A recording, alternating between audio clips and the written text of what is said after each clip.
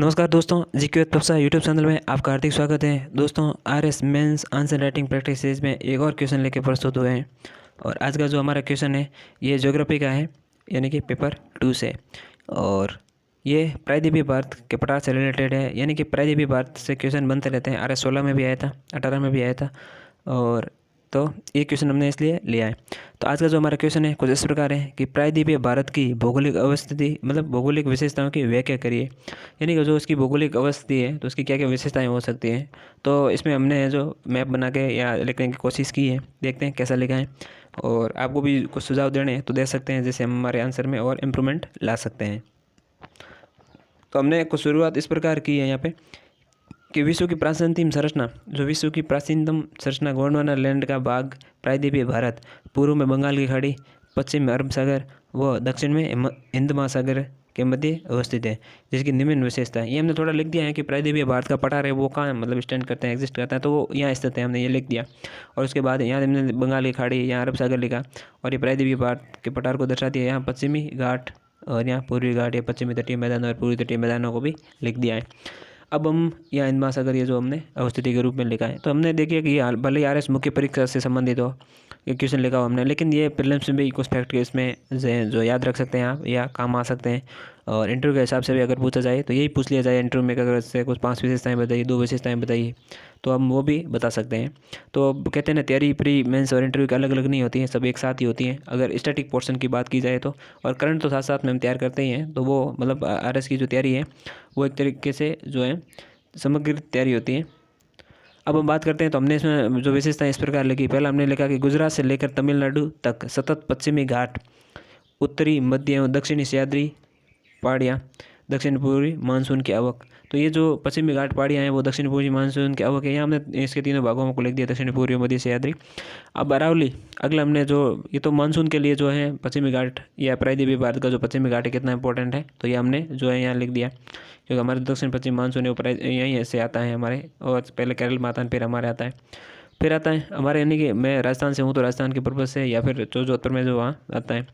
अब अरावली, अगला हमने लिखा कि अरावली, महादेव, नीलगिरी, अनामलाई, कोडैमम आदि हिल स्टेशन बहुत फेमस है। यहाँ से यहाँ के जो हिल स्टेशन हैं बहुत फेमस है। और कहा भी जाता है कि देश के जो बड़े बड़े आईएएस जो अधिकारी होते हैं या और भी कोई प्रशासक होते हैं, उनके ज़्यादातर हवेलियाँ या बंगले हैं वो जो आप देखेंगे उदयपुर में बने हुए हैं, और यहाँ मतलब इस एरिया में बने हुए अरावली, या फिर मध्य प्रदेश के यहाँ पे देख सकते हैं हम।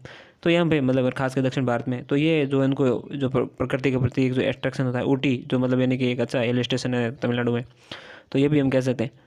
तो ये कह सकते हैं हमने इनके साथ जो हिल स्टेशन के साथ साथ भारत का दूसरा हॉट स्पॉट भी है, ये भी हमने दिखा दिया कि पर्यावरणीय दृष्टि से भी हॉट स्पॉट है। तो एक पॉइंट ये भी हमारा हो गया।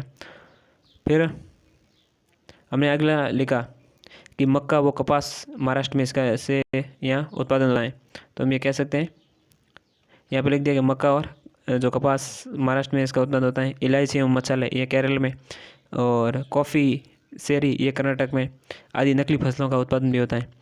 फिर हमने लिखा कि पेट्रोलियम मुंबई, प्राकृतिक गैस सोना कर्नाटक में, थोरियम केरल में, आदि धात्विक अधात्विक खनिजों से संपन्न है प्रायद्वीपीय भारत का जो पठार है।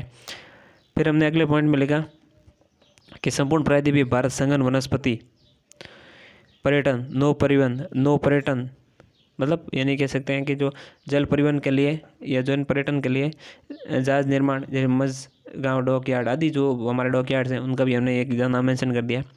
फिर लिखा मैसूर का पठार, तेलंगाना का पठार, महाराष्ट्र का पठार अपार खनिज संसाधनों यथा लोहा, चांदी, कोयला, मैग्नीज आदि अभ्रक इन खनिजों से संपन्न है।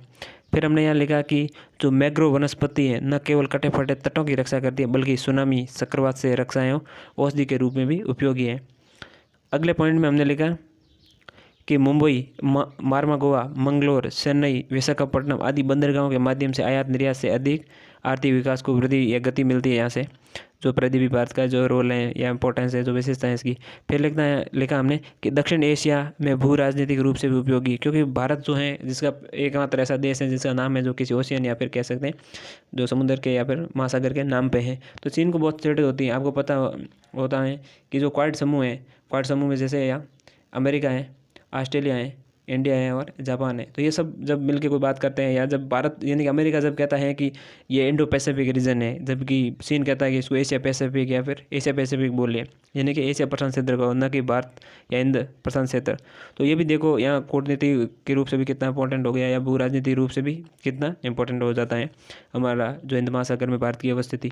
तो वो भी कहीं ना कहीं उपयोगी है। इंटरनेशनल पॉलिटिक्स या जो राजनीति भू राजनीति की सरगर्मियाँ होती हैं आप देखते हैं, तो वो भी कहीं न कहीं, तो वो भी एक तरीके से प्रायद्वीपीय भारत का ही भाग है हमारे जो हैं ये यहाँ पे अवस्थिति है इसकी, या कह सकते हैं कि प्रायद्वीपीय भारत है जो हिंद महासागर में अपना स्टैंड रखता है। उस वजह से भी इसकी इंपॉर्टेंस बढ़ जाती है इंटरनेशनल लेवल पे।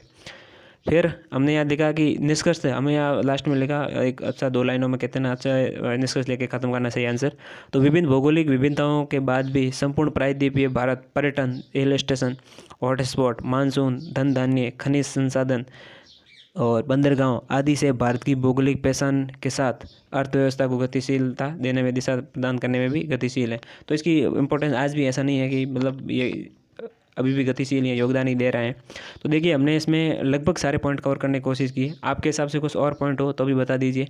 यहाँ हमने जो है यहाँ से इसकी जो घाटियाँ, पहाड़ियाँ, पर्वत हैं या जो भी, उसका भी बता दी मानसून के लिए इंपॉर्टेंट है। फिर हमने ये जो छोटे मोटे हिल स्टेशन, छोटे मोटे क्या बहुत अच्छे जो हॉट स्पॉट भी है वो भी दिखा दिए, पश्चिमी घाट है जो हॉट स्पॉट है। फिर यहाँ खेती कृषि कौन सी होती है, हमने वो कृषि का भी जो लिख दिया। फिर यहाँ पे खनिज यानी कि जो प्राकृतिक गैस या फिर जो ये पेट्रोलियम वगैरह वो उत्पादन होता है वो भी लिख दिया, और साथ में खनिजों का भी लिख दिया।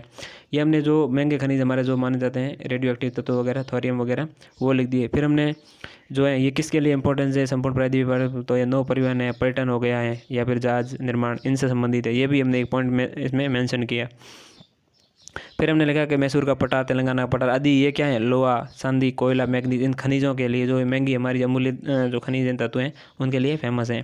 फिर हमने यहाँ वनस्पति का भी लिखा कि भाई जो है मैग्रो वनस्पति है, कटे पटे तटों के साथ औषधि की सुरक्षा, सुनामी की रक्षा, तो ये भी लिखा हमने, ये भी पॉइंट ऐड किया हमने। और फिर हमने यहाँ भी लिखा है मुंबई, मारमा, गोवा, जो हमारे बंदरगाह या सी पोर्ट्स का जो इंपॉर्टेंस है वो भी हमने देखी, आयात निर्यात एक्सपोर्ट इम्पोर्ट में क्या जो है इंपॉर्टेंस है, और साथ ही जो इकोनॉमिकल ग्रोथ जो हमारी बढ़ती है इनसे, उसको भी हम देखा है। और यहाँ पे इंटरनेशनल जो प्रायद्वीपीय भारत का जो रोल है वो भी हमने देखा है। तो इस प्रकार हमने इस आंसर में अपनी ओर से जो जितने एफर्ट्स लगाने चाहिए थे या लगा सकते थे वो सब पूरी कोशिश की। और यह मैप भी बनाया, कहते हैं ज्योग्राफी के मैप में अगर क्वेश्चन में मैप नहीं बनाया तो क्वेश्चन अधूरा होता है। अब मान लीजिए सामान्य हम लिखते थे तो चलो उसमें जो भी मार्क्स देता है, एवरेज मार्क्स देता है एग्जामिनर, लेकिन यहाँ मैप बना हो तो ज़रूर है वो सोचेगा कि हाँ जैसा भी बना, लेकिन आपने एक कोशिश की है तो उसको लगेगा हाँ बंदे ने एफर्ट्स लगाए। तो हमारी तरफ से ये जो आज के क्वेश्चन में जो ये हमारा पॉइंट ऑफ व्यू है, ये हम कह सकते हैं कि अपनी तरफ से जो हमने 100% या 2 देने की कोशिश की है, बेस्ट देने की कोशिश की। अब आप बताइए इसमें और क्या जो ऐसा सिंपल क्वेश्चन नहीं आएगा, हो सकते थोड़ा उसको घुमा के या मतलब लॉजिक टाइप में दिया जाए तो उसको भी हम समझ के आंसर दे सकते हैं। तो आप हमें जो अपने सुझाव या कमेंट्स हैं जो नीचे कमेंट बॉक्स में दे सकते हैं, आपका वेलकम है, जिससे हमें भी इम्प्रूवमेंट आंसर में और इम्प्रूवमेंट करने में या सुधार करने में हेल्प मिलेगी। और ऐसे ही वीडियो हैं जो और लाते रहेंगे, और उम्मीद करते हैं आज की वीडियो से ज़रूर आपने कुछ सीखा होगा। और अगर हमारा वीडियो पसंद आया हो तो इसको लाइक करिए, शेयर कीजिए, कमेंट कीजिए और चैनल को सब्सक्राइब कीजिए। धन्यवाद।